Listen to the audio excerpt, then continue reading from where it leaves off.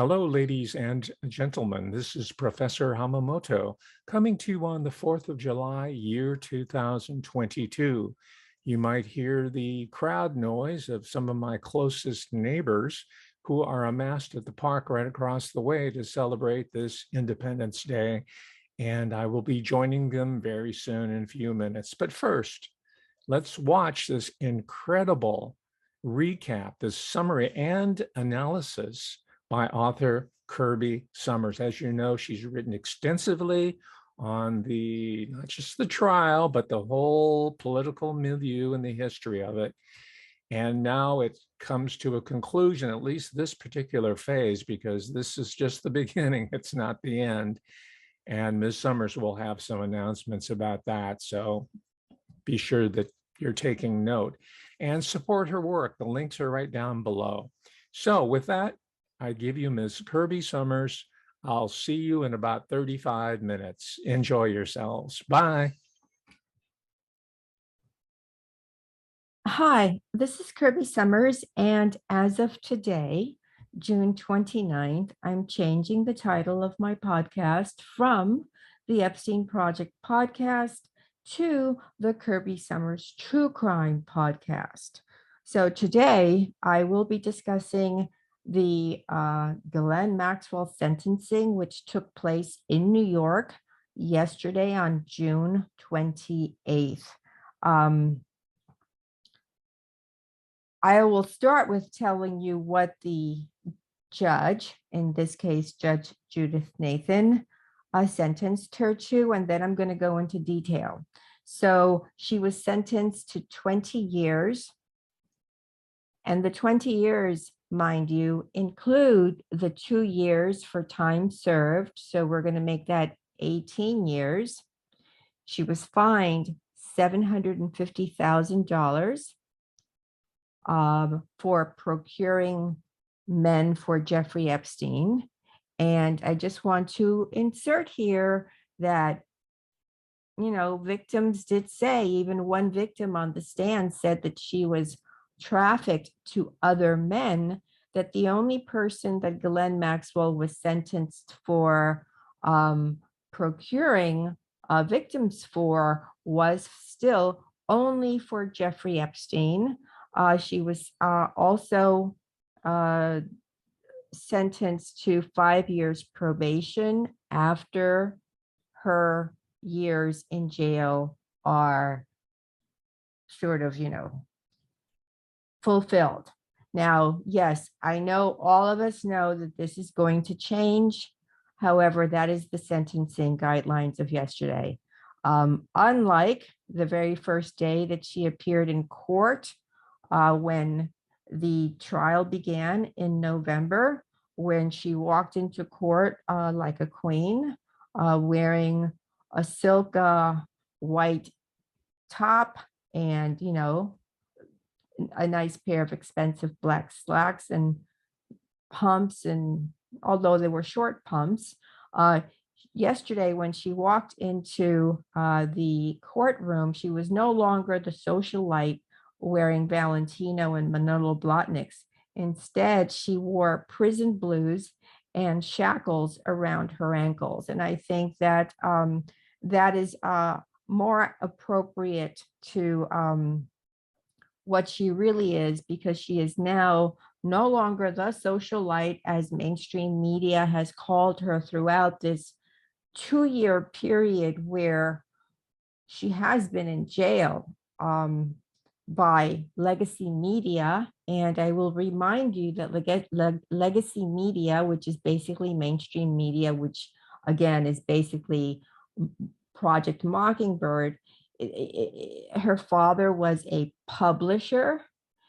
And of course, all of these, like all of the newspapers and media owned by Rupert Murdoch and all the others, which are just, very few. What are there, like 5 or 6 owners? They're all friends of her family. So they've all called her a socialite. However, she is now a convicted sex trafficker of children. One of the things that was discovered during the sentencing yesterday was that Jeffrey Epstein left Ghislaine Maxwell $10 million from his estate. Now, if you remember, the day before, sort of like a day and a half before Jeffrey Epstein was found suicided in his jail cell, he wrote a new last will and testament. And in that last will and testament, he bequeathed $10 million to Ghislaine Maxwell. In addition to that $10 million, I want to remind you or tell you, in the event you do not know, that Ghislaine Maxwell, along with her lieutenant, Sarah, who changes her name so many times that I don't even know what to call her anymore because she just recently had another name change. They applied for the Epstein Victims Compensation Fund, which is kind of like being handled again by insiders and the attorneys. And of course, they gave it to her. They gave her whatever money she wanted because, oh, I just get so annoyed that it's hard for people to really comprehend, at least people who only rely on mainstream media, that this was all handled by insiders. And when I say insiders, I mean the intelligence agencies, such as, drumroll, the CIA and the Mossad. So let me just go over my notes here and let me take you during the last 2 years, Glenn's attorneys, Christian Everdale and Bobby Sternheim, and I'm going to say something about each one of them after I make this short statement of fact. They've tried everything to get her sentence reduced, to get her out of jail. I believe they tried to get her bail 5 or 6 times. And, including the fact that her eldest brother, Michael, had a horrific accident, which left him, in a coma for 7, 8 years at the time that Ghislaine Maxwell was born in 1960, in December of 1960. So even something like that was brought up. It was brought up that at age 3, the doctor diagnosed her with an eating disorder. I mean, everything they could possibly bring up to try to reduce her sentence. They went into her background. Now, I'll tell you that Ghislaine Maxwell was born into the lap of luxury. And while we know that money alone and the home that one is born into does not mean that you are free of maybe mental abuse, maybe physical abuse, maybe sexual abuse, she never complained about ever having been sexually abused. I want to make that perfectly clear because so many people are saying she was sexually abused. She may have been, but she never once brought that up. It was, and by the way, it was not brought up in the court either. They just said that her father was harsh on her. Well, her own mother, Betty Maxwell, in her book, which is very lengthy, said about Ghislaine that while the rest of the children were chastised and criticized and were, Robert Maxwell was somewhat harsh on them, that Ghislaine received the least of it because she was his favorite. However, they tried to do everything under the sun, say anything under the sun in order to get the judge to reduce her sentence. Now, she was supposed to be sentenced to something like 40 to 65 years. So again, she was sentenced to 20 with time served. So basically she was sentenced to 18. I want to go back and talk about her two attorneys, because I know that I was the first person to write about this, and then, the mainstream media journalists who are on my Twitter, like, I hate to use cliches, but I'm going to, like white on rice. They picked up on it. And of course, it's part of mainstream media. I just wish that they would pay me for my work, because it is my work. So, for example, Christian Everdale, and I'm reading these from my tweets of July 6th, which is the day that Ghislaine Maxwell was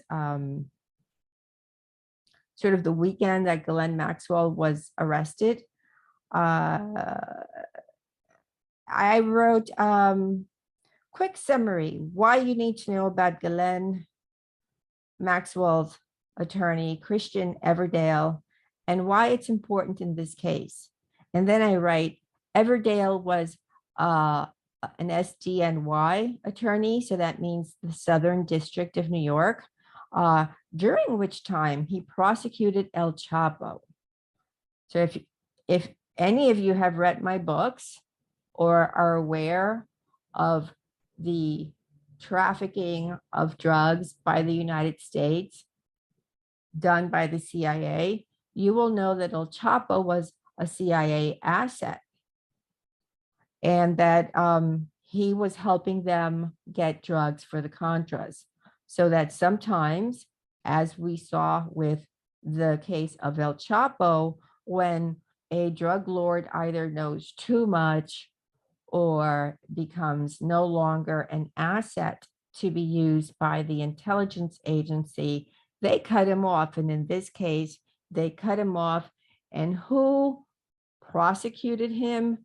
Christian Everdale. All right. Let me see if there's anything here that I have skipped out on. So that he left the SDNY after working for them for 10 years. And while attorneys do work on both sides,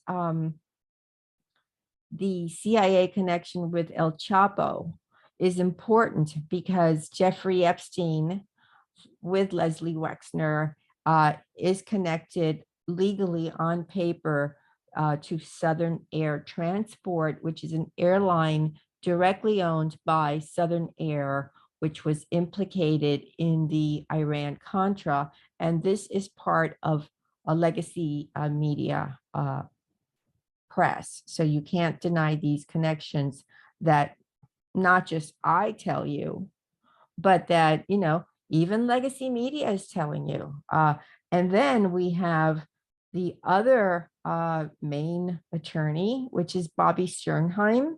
Bobby Sternheim is also the attorney for Nicholas Tartaglione. Nicholas Tartaglione, if that name rings a bell, is the man, this major giant guy that if you can think of, I don't know, the Greenpeace giant guy on the label, or you can think of Arnold Schwarzenegger in his heyday, but bigger than that, that he was in jail, or he is in jail, for having executed, literally executed, murdered 4 guys in Westchester, New York, for a drug deal gone bad. And he was in jail, and in fact, in the same jail cell as Jeffrey Epstein. And Epstein alleged that Tartaglione had attempted to murder him. Well, it's interesting that Bobby Sternheim, who represents Ghislaine Maxwell, is also representing one of 8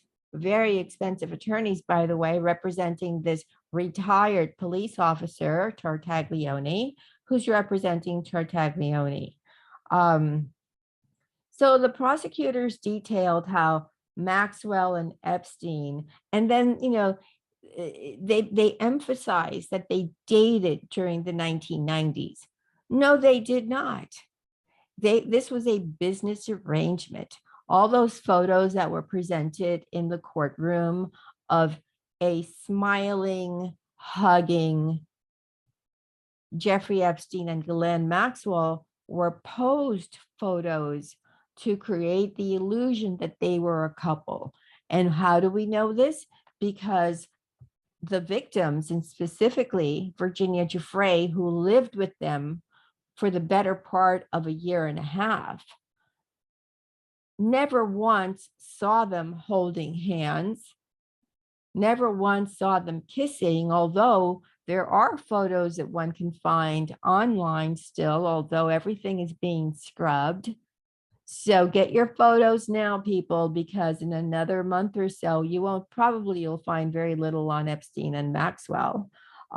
He's found, you can see him snuggling and kissing and being very physically affectionate with young girls, minors, little girls that are maybe 14, 15, 16, so that he was never in that way with Ghislaine Maxwell. So, but that is something that the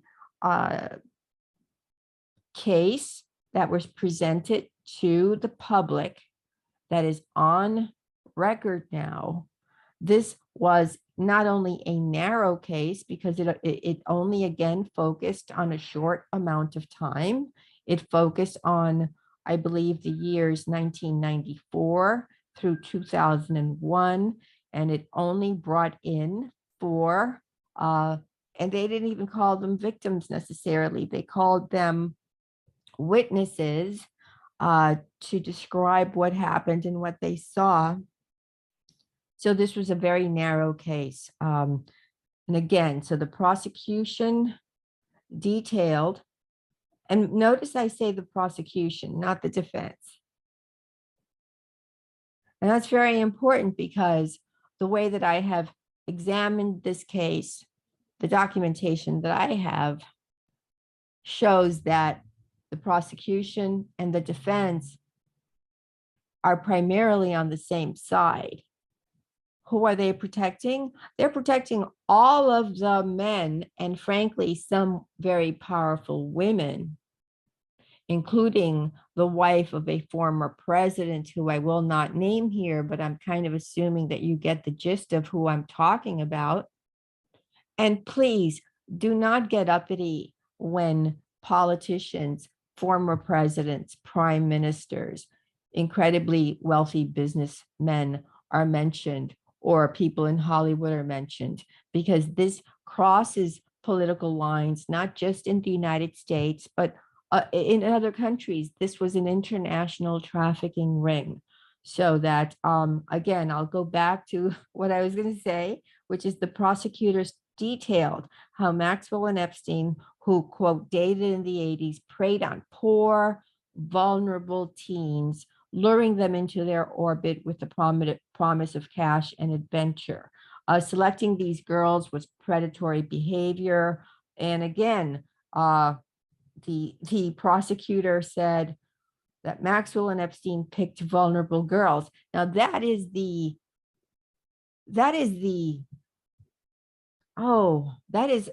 kind of like the storyline they want the public to buy.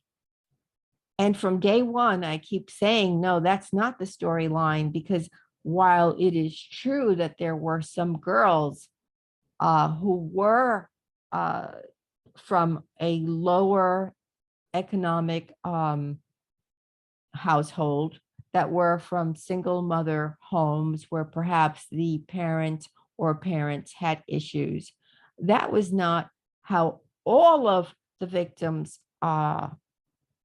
it doesn't portray who all the victims were. In fact, in my newsletter that I sent yesterday, where I go into the life of Morgan Fairchild, and I use that as a portal through which to show you Jeffrey Epstein's life pre the Ghislaine Maxwell days. You can easily see, because I do name one real socialite, one very wealthy woman. I believe now she's in her, I would say, early to mid 30s, who was very much a part of the Jeffrey Epstein crowd, and whose parents for generations were, newspaper barons in San Francisco, namely the Chandler family. So you might know who I'm talking about. So that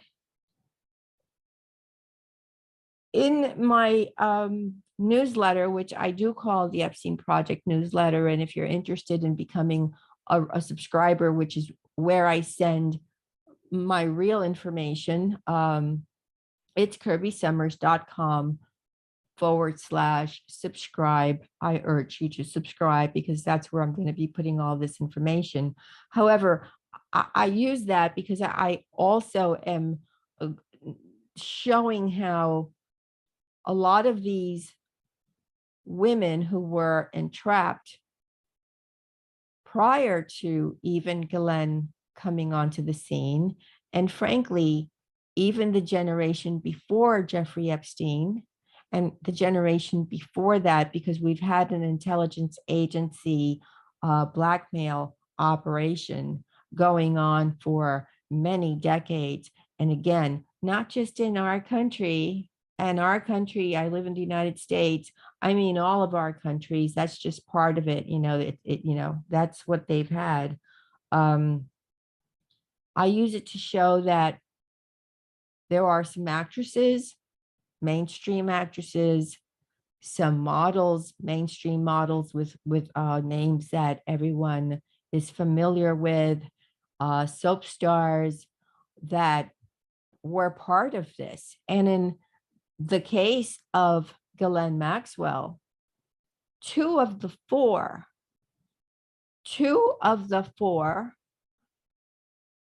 witnesses became very well known in the, how shall we say, in the TV, film industry, in the entertainment industry.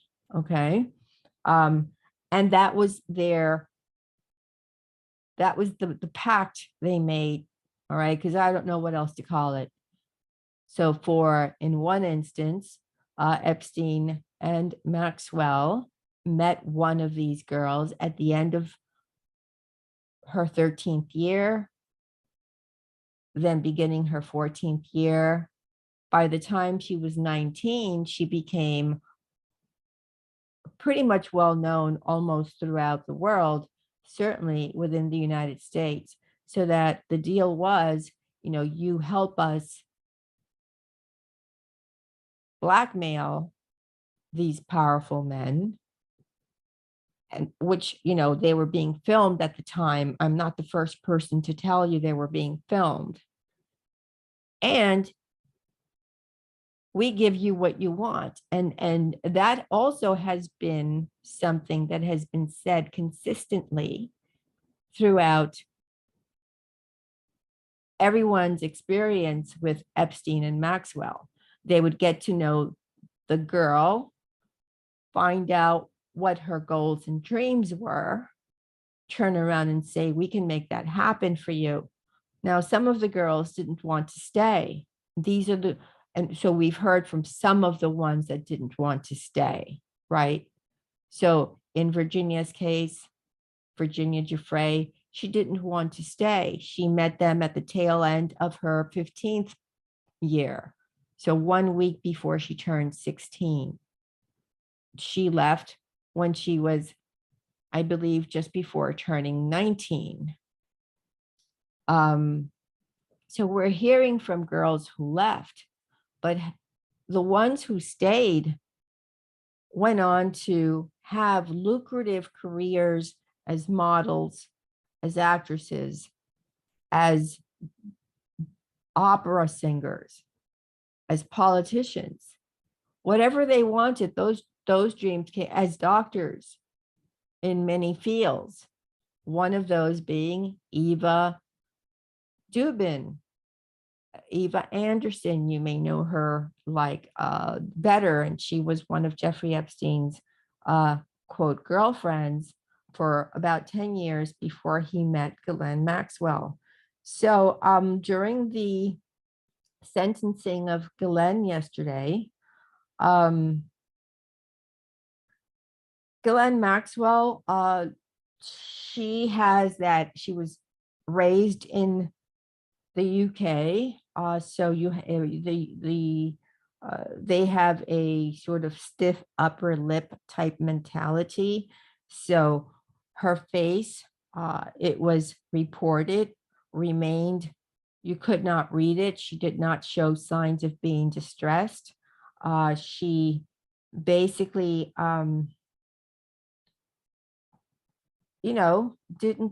she was not at all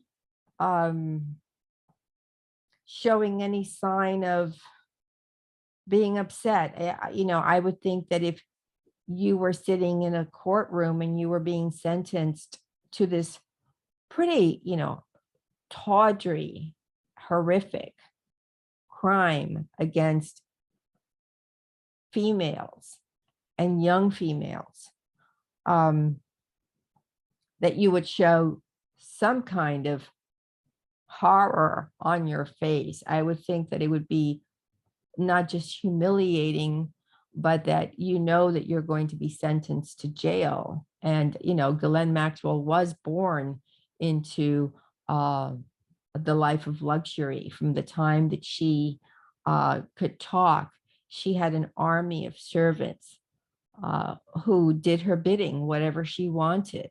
She lived in a 53-room mansion on a hill, she went to the best schools. But she showed no sign of anything. The judge did allow for victim statements, and what Maxwell basically said was, it was not even really an apology. She basically said that I'm sorry for the pain that you experienced. But she didn't, nobody felt that statement that she made what came from a place of a sincere place, because throughout they were still trying to say that she was there not because she had committed any crimes, but because Epstein had committed crimes and he was no longer here to be sentenced, and that she in fact was being sentenced in his place. So that the judge did stress to the packed courtroom that Ghislaine Maxwell is not being punished in place of Epstein, that she participated in a horrific scheme and facilitated the sexual abuse by and with Jeffrey Epstein. So let's see, if once she heard her sentence, and who was convicted of sex trafficking on December 29th of 2021. The speculation began about where she would go to jail. So her attorneys requested that she serve out her time at the federal prison in Danbury, Connecticut, which is a low security women's lockup, which served as the inspiration for Netflix Orange is the New Black. However, that's a low security prison, and it's my understanding that anyone who gets sentenced to a certain amount of time, which is much more than what Ghislaine Maxwell was. So let me just see if I have that note here. So if you're sentenced to more than 15 years, which she was sentenced to 20, then that Danbury prison is no longer suitable because they only accept prisoners that are sentenced below that threshold. So however, she has received, according to her attorneys, threats on her life, and they claim that that will be a determining factor in deciding where to put her. There is, so that Danbury would be a more secure place. However, that it's possible that she might end up at Camp Cupcake in West Virginia, which is the same jail where Martha Stewart spent her time. And let's see. At the end, Ghislaine only hugged her attorneys. She did, her sisters, both the twins, Isabel and Christine, were there. Now they look like they have aged during this 2-year time period. I have not seen photos of Ghislaine, and the reason you haven't seen photos of Ghislaine is because photos are not allowed in a courtroom, but there are sketches. No one has really sketched her face in a way that we can tell, has she aged, has she not. There was that one photograph that was taken by Bobby Sternheim when she visited Ghislaine at some point last year, which leaked out, and shows you Ghislaine, does look a lot older. But her sisters look like they've been through the mill. Her brother was also there, just one of them, Kevin. Ian was not. Ian has been the one who has had free reign of Mockingbird media to tell them whatever he's wanted to say. Well, now he could shut up because she has been sentenced. This does not mean they're not going to appeal. In fact, after the court, Bobby Sternheim did confer with the press and said that it would be appealed. And we could expect that this is going to continue to be appealed. One more thing, Christian Everdale was trying to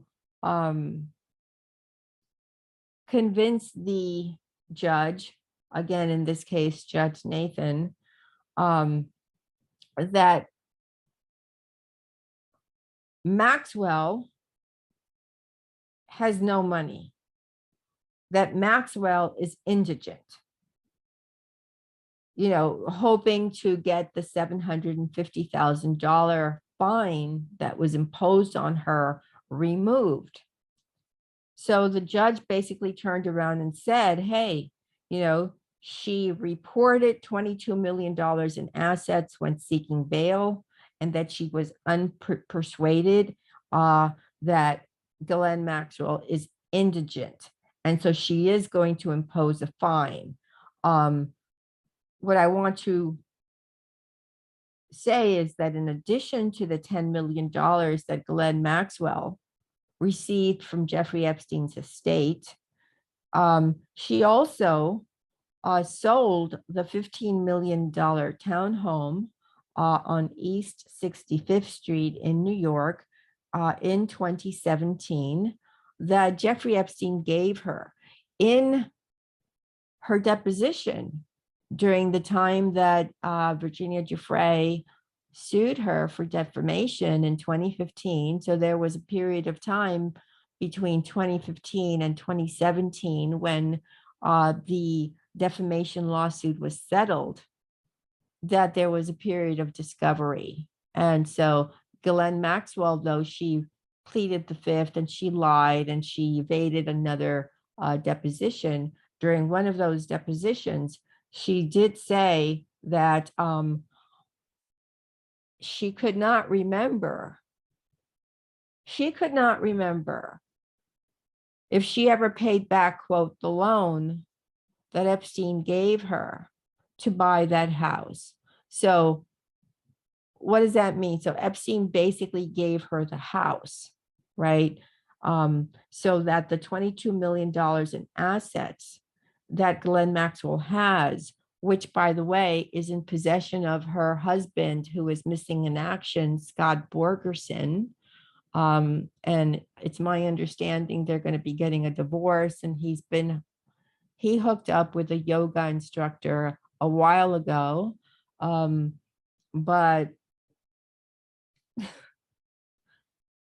it seems pretty clear where this money came from. But let's not be dissuaded by this, because we know the Maxwells, and we know that, I'm going to just say it, they're criminals, as we can see by her father's actions, as we can see, by what's happened with Ghislaine. And she was just sentenced yesterday. This is a day we will not forget. I'm sure she has money squirreled away outside of the country, in the many millions of dollars. So I don't think we have to cry for Ghislaine Maxwell. So it would be interesting to hear your thoughts on this. And if I hear anything else, I certainly will provide an update. So again, this is Kirby Sommers. And like the video, subscribe. Okay, talk soon. Bye. Hello, friends and neighbors. Was that not an incredible piece of analysis? You're going to be hearing more, I'm sure, from author Kirby Sommers. I just wanted to remind you that I will have my regular live stream tomorrow, Tuesday, and of course, Thursday at 3 p.m. to 4 p.m. Pacific Daylight Time. I do it twice a week. So please subscribe, share. Let's build that subscription base up to a mighty 10,000 strong. I appreciate it. Have a wonderful 4th of July holiday, year 2022, and let us maintain the spirit and the reality of independence forever for this great American Republic. Thank you very much again, ladies and gentlemen. I wish you well and Godspeed.